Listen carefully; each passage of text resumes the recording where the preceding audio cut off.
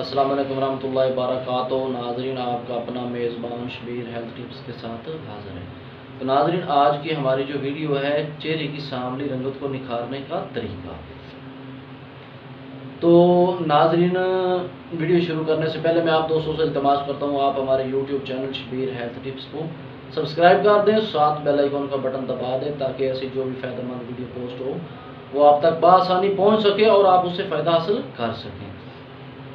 तो नाज़रीन, चेहरे की सांवली रंगत को निखारने का तरीका, कैसे निखार सकते हैं सांवली रंगत को। तो कौन से अज़्ज़ा इसमें शामिल हैं इस रेमेडी में। नंबर 1, दूध लेना है 1 टेबल स्पून, और उसके साथ 1 अदद अंडा लेना है, और इसके साथ 1 टीस्पून शहद ले लें।